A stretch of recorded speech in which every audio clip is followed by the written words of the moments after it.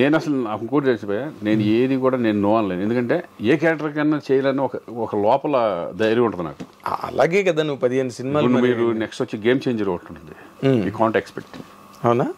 అది శ్రీకాంత్ ఏంటిది ఓర్ని అలా అనిపిస్తుంది గెటప్.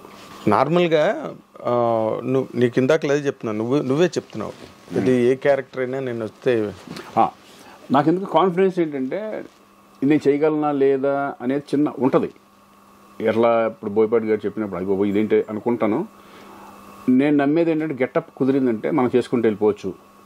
ఎందుకంటే ఉండేది ఏముంటుంది, ఎమోషన్స్, ఎస్, సెంటిమెంటు, ఎంటర్టైన్మెంటు, ఇయేగా మామూలుగా ఉండేది. అంతే. కొంచెం పెద్ద పెద్ద డైలాగులు ఉన్నప్పుడు కొంచెం జాగ్రత్తగా ఉంటే అయిపోయాయి, అంతే, సింపుల్. అవును. అది డైరెక్టర్కి విజన్ ఉంటుంది, ఎలా చేయించుకోవాలి, ఏంటి, ఏ క్యారెక్టర్ ఏంటి అనేది. ఇప్పుడు శంకర్ దగ్గర చేస్తున్నాను, చాలా ఒక రకంగా ఈజీ. శంకర్ దగ్గర అయితే హ్యాపీగా చేసుకుంటూ వెళ్ళిపోవచ్చు. మన పెద్ద శంకర్, మన గేమ్ చేంజర్. ఎస్. అంటే ఇప్పుడు విశ్వనాథ్ గారు కానీ బాపు గారు కానీ వాళ్ళు చెప్పే విధానం ఎక్కేస్తుంది. కృష్ణవంశీ కానీ ఆర్టిస్ట్లోకి ఒక ఇంజెక్ట్ చేసేస్తారు, ఏ టైప్ ఆఫ్ చేయాలి, ఎలా ఉండాలి, ఏంటి క్యారెక్టరైజేషన్ అనేది. అప్పుడు ఆర్టిస్ట్కి ఈజీ అయిపోతుంది. ఇప్పుడు బోయపాటి దగ్గర అంతే. అవునా?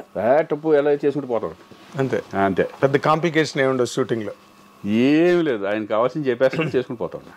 ఇది భయంకరంగా ఉండాలి ఎమోషన్. ఇప్పుడు స్కందాలు ఉంటుంది కదా, ఫుల్ సెంటిమెంట్ పోయా, నీ కూతురు నిజంగా జరిగితే నువ్వు ఏం ఫీల్ అవుతావు, ఎలా ఏంటి, అట్లా చెప్తాం.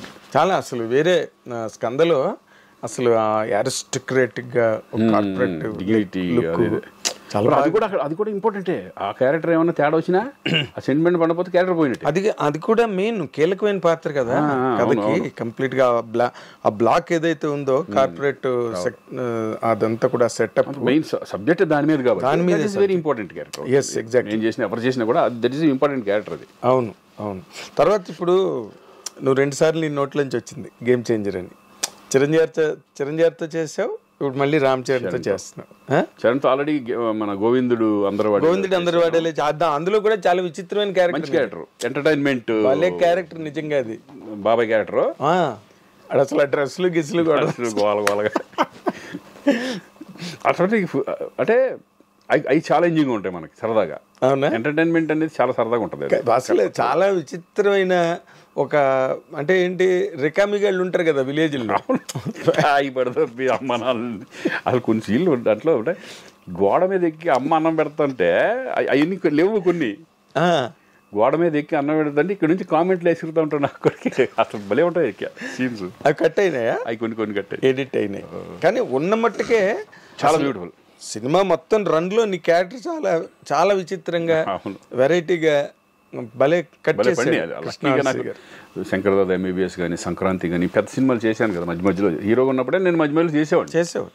క్యారెక్టర్ చేసేవాడిని సరదాగా. అందరూ అడిగితే శ్రీకాంత్ బాగుంటాడు అనుకుంటే చేద్దాంలే అని చేసేవాడిని. అప్పుడు మనకి నేను హీరో చేస్తున్నాను నాకు ఎందుకులే అనేది లేదు.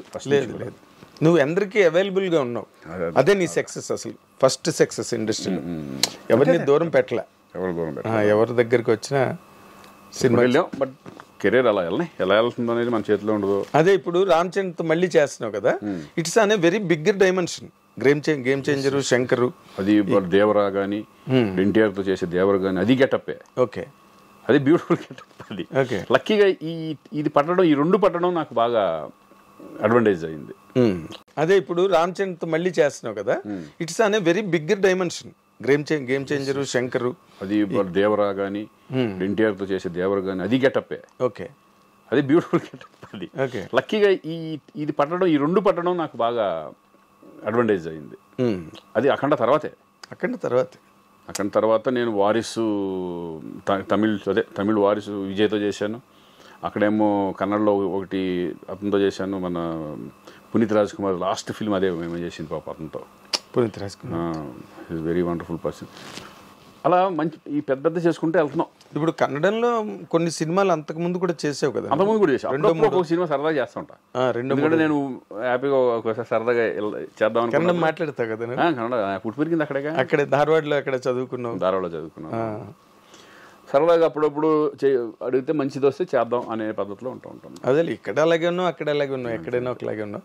బట్ అఖండ తర్వాత అసలు నీ కెరీర్ నువ్వు చాలా విచిత్రంగా, ఇప్పుడు జగపతి బాబుకి బోయపాటి దగ్గరే లైఫ్ వచ్చింది. అవునవును. తను చాలా ఇంటర్వ్యూలో చెప్పాడు జగతి బాబు, ఇది నేను అప్పటికన్నా ఇప్పుడే ఎక్కువ సంపాదిస్తున్నాను అని. అది నీకు వర్తిస్తుందా? డెఫినెట్గా. అంటే ఇదేంటంటే మనకు రెస్పాన్సిబిలిటీ తక్కువ. విలన్ గా చేసిన క్యారెక్టర్ చేసిన రెస్పాన్సిబిలిటీ ఏమి ఉండదు. అంతా హీరో మార్కెట్ మీద, హీరో మీద వెళ్ళిపోతుంది. డైరెక్టర్ అప్పుడు మేము హీరోగా చేసినప్పుడు ఏంటంటే మన సినిమాలు రిలీజ్ అవుతాయో లేదో టెన్షన్. వీళ్ళు లాస్ట్ మూమెంట్ వరకు లాస్ట్లో కొంతమంది ప్రొడ్యూసర్లు చేతులు ఎత్తేస్తారు. దాన్ని ముందుకు తీసుకెళ్లాలంటే నేను ఎదురుపెట్టిన సందర్భాలు ఉన్నాయి. అవునా? చాలా సినిమాలు నేనే కదా ఎదురు పెట్టి ఉంటాను. రిలీజ్ అవ్వాలంటే వాళ్ళకి ఎదురు ఇవ్వడం. అవును, ఎదురు రాసేసి ఎవరు రిలీజ్ అవ్వకపోతే ల్యాబ్కి ఫోన్ చేసి నేను ఇస్తాను రిలీజ్ చేయండి అంటాం. అవును, చాలా జరిగినాయి అన్నీ అప్పట్లో. ఇంక సరే, అది ఒకటి part of the game. Part of the game. అది మనం సంపాదించుకున్నాం, మనం పెట్టిన దాంట్లో పెట్టేసాం, అంతే, అయిపోయింది. అదే మనది ఏముంది అనుకుంటాం, అయిపోయింది. అలా తీసుకోవడం కూడా అంత సులభం కాదు కదా శ్రీకాంత్. ఒకటి మనం ఇచ్చామా, అది పోయిన అనుకునే ఇవ్వాలి. వచ్చినాయా, ఇచ్చినవి అలాగే తిరిగి ఎప్పుడైనా? ఎప్పుడు రాలే, ఎవరు ఇంతవరకు ఏది జరగలేదు అలా. నా మెంటాలిటీ ఏంటంటే నాకు ఇస్తారు అని ఆశ పెట్టుకున్నాను అనుకో, బాధ వస్తుంది. ఇది గ్యారంటీ పోతుంది అనుకుని ఇచ్చాను అనుకో, ముందే అనుకున్నాను కదా, ఎక్స్పెక్ట్ చేశాను కదా, అప్పుడు హ్యాపీగా ఉంటాం మనం. ఏదైనా ఎక్స్పెక్ట్ చేసామనుకో, అది రాదనుకుని ఇచ్చేస్తే గొడవ ఉండదు. వస్తే ఆనందం, వస్తే హ్యాపీ. అదేలే, అలా చాలా పోయినాయి నాకు. అవునా? కొన్ని బిజినెస్లో కూడా అలా పెట్టినవి కూడా కొన్ని వాటిలో కూడా పోయినాయి.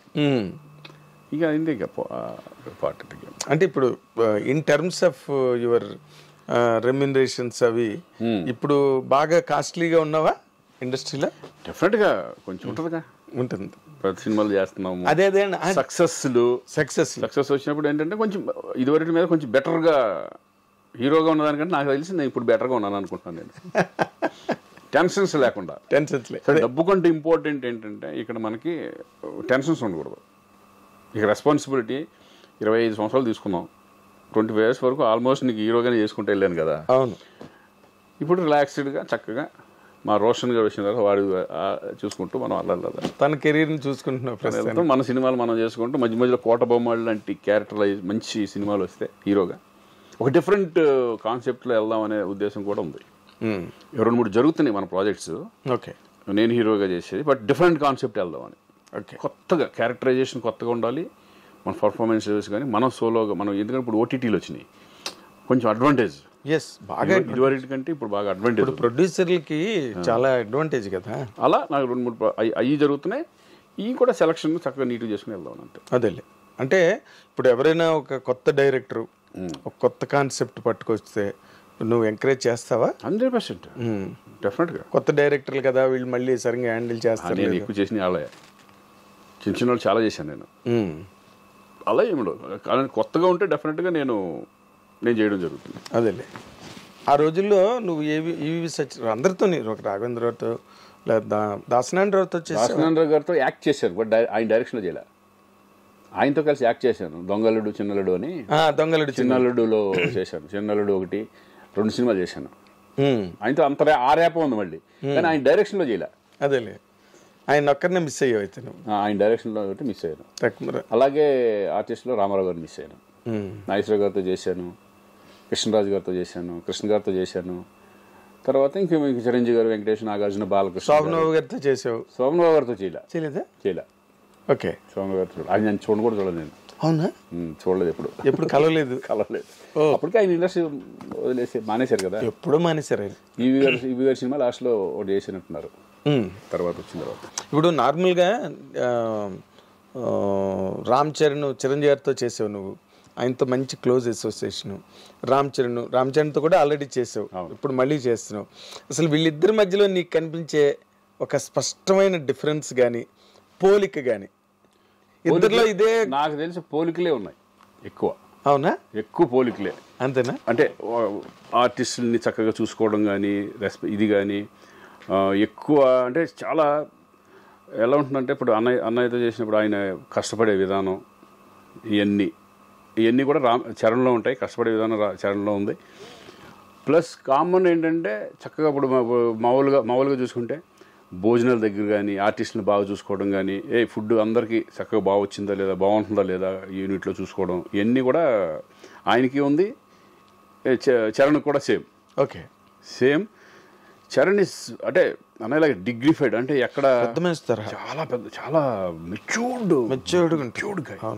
చాలా హీస్ వెరీ ఇంటెలిజెంట్, చాలా మెచ్యూర్డ్ గాయ్. స్టబ్బన్ చక్కగా నీట్గా ఉంటుంది. కానీ ఆర్టిస్టులు పలకరించే విధానం కానీ, అందరినీ ఓన్ చేసుకోవడం కానీ, ఇవన్నీ సూపర్గా. ఇప్పుడు అన్నయ్య సేమ్ అందరూ, ఇప్పుడు అన్నయ్య సెట్కి వెళ్తే కమెడియన్స్ కానీ వాళ్ళు అందరితో కలిసి ఒక భోజనం చేస్తూ ఉంటారు, అందరిని పిలిచి దగ్గర తీసుకుని మాట్లాడుతూ ఉంటారు కూర్చొని. సేమ్ అదే చరణ్ కూడా. అవునా? చాలా మీ ఇద్దరి మధ్యన ఎట్లా ఉంటుంది ఇంటిమసీ? చాలా బాగుంటుంది. నన్ను అన్న అంటాడు. అవునా? చాలా మంది, అంటే కొంతమంది అయితే యాక్చువల్గా బాబాయ్ అంటారు, అనవచ్చు కానీ, బట్ నన్ను అన్న అంటారు. ఓకే, అన్న అనుకుంటూ ఈజ్ రెస్పెక్ట్ చాలా బాగా ఇస్తారు. ఎందుకంటే అన్న దగ్గర నుంచి వచ్చిన చాలా రెస్పెక్ట్గా. అసలు బాగా ఇష్టంగా నీకు రామ్ చరణ్లో ఈ ఇష్యూ నాకు భలే ఇష్టం అని నీకు? నాకేంటంటే decent, is very decent person. Stubborn and decent. ఆ డీసెన్సీ, ఆ హుందాతనం, అది బాగా నచ్చుతుంది నాకు. ఓకే, ఆ హుందాతనం అనేది ఇప్పుడు నాకు తెలిసి కొంత ఈ ఏజ్లో కొంచెం ఒక రకంగా వేరే ఉంటుంది. అదే ఏజ్ అలాంటిది. కానీ ఆ ఏజ్లో కూడా ఈజ్ వెరీ మెచ్యూర్డ్ పర్సన్. ఆ మెచ్యూరిటీ లెవెల్స్ కానీ, ఆ స్టబ్బర్నిటీ కానీ, అవన్నీ నాకు బాగా నచ్చుతుంది. ఇప్పుడు మామూలుగా ఒక ఏడాది క్రితం కన్నా ఇంకో వచ్చే ఏడాది మనుషులు పెరుగుతూ ఉంటారు. అవును. ఇప్పుడు గోవింద్ అందరవాడలో చేసిన చరణ్కి ఇప్పుడు చరణ్కి డిఫరెన్స్ అనేది ఏంటంటే, నాకు అప్పుడు ఎలాగున్నాడో ఇప్పుడు అలాగే ఉంది. ఇప్పుడు ఎలాగున్నాడో అప్పుడు అలాగే ఉన్నాడు. ట్రిపుల్ ఆర్ అంత పెద్ద సక్సెస్, ఇప్పుడు స్టార్ లెవెల్కి, ఇంటర్నేషనల్ స్టార్ లెవెల్కి హాలీవుడ్ వెళ్ళిపోయినా కూడా ఆ గర్వం కానీ, ఇది కానీ, ఆ కించిత్ ఇది కూడా లేదు. చాలా సింపుల్గా ఉంటాడు మామూలుగా. ఇప్పుడు బయట వాళ్ళకి చరణ్ అమ్మో అన్నట్టు ఉంటుంది కానీ, బట్ సెట్కి వచ్చేసిన తర్వాత హీఈస్ వెరీ సింపుల్. ఎందుకంటే ఇంటర్నేషనల్ స్టార్ హాలీవుడ్ వాళ్ళే సినిమాలు చేయమని అడుగుతున్నారు పక్కన. లేదండి, ఇప్పుడు నేను అనేది ఏంటంటే, ఇప్పుడు తారక్తో చేస్తున్నప్పుడు ఫస్ట్ సినిమా నేను తారక్తో చేస్తున్నా. ఫస్ట్ టైం తారక్ కూడా నాకు ముందు నుంచి తెలుసు. నేను సినిమాలు చేయకపోయినా బిగినింగ్ నుంచి మా ర్యాప్ ఉంది. ఎలా? మేము ఫస్ట్ బిగినింగే మా ఇంటి పక్కన అక్కడ శ్రీనగర్ కాలనీలో ఉండేవాడు, ఇంకా హీరో అవ్వాలి అప్పుడు. అప్పటి నుంచి తెలుసు నాకు. అప్పుడు ఆయన ఏంటంటే ఎనర్జీ లెవెల్స్ ఎక్కువ, పట మాట్లాడతా చక్కగా గోల చేస్తూ ఉంటాడు. అది ఇప్పటికి తగ్గల. అవునా? ఇప్పుడు అదే సరదా, అదే గోలగా ఉంటాం, ఒకసారి ఏడిపించడం, ఈ టైప్లో. అంటే వాళ్ళు మారలా, యాజ్ ఇట్ ఈజ్ అలాగే ఉన్నారు. ఇమేజ్ పరంగా ఇమేజ్లు మారుతాయి కానీ పర్సనాలిటీ మారలా. అదే మనుషులుగా అలాగే ఉన్నారు, పర్సనాలిటీ మారలా. అది నాకు బాగా